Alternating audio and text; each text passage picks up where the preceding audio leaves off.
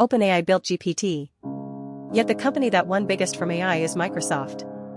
How did it become number one in AI without building its own brain?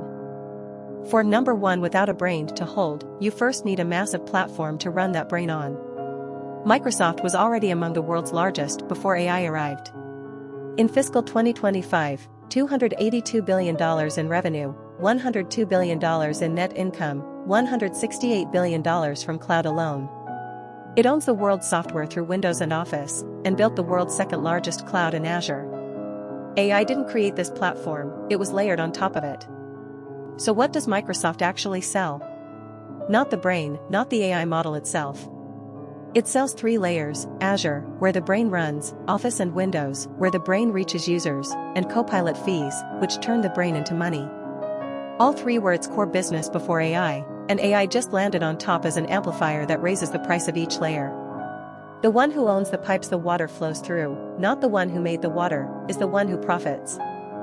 So why can't rivals take this platform? The moat is 2 layers deep. First, enterprise lock-in, documents, email, meetings, and code already run interlocked on Microsoft, so switching isn't swapping one app, it's rebuilding the entire company. Second, the full-stack bundle, chip to cloud to model to app, all sold in a single contract. Startups have only the model, pure clouds have no apps. Far from weakening these 2 moats, AI actually made them thicker.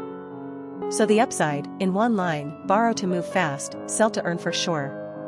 Of the 4 tests, it holds 3, the pickaxe, distribution, and core business, and borrows only the brain, so there's no hole in the platform. AI revenue arrives now, quarter after quarter, not someday. Because it didn't build the brain itself, it layered Copilot across every product fastest right after the ChatGPT shock.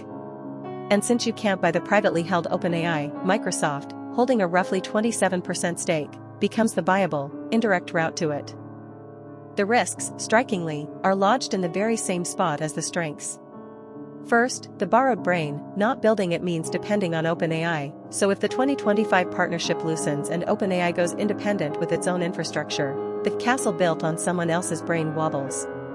Second, Copilot ROI, enterprises keep questioning whether $30 per seat is worth it. Third, CapEx, it's pouring over $80 billion into data centers to run the brain, and recovering that is uncertain. Strength and weakness are 2 sides of the same choice. In sum, Microsoft isn't a company that built AI, it's a company that loaded, pushed, and built for AI.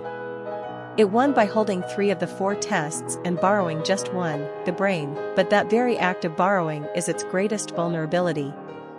Strength and weakness are 2 sides of the same choice, so our question narrows to one: can this platform, won by borrowing, wobble precisely because it borrowed?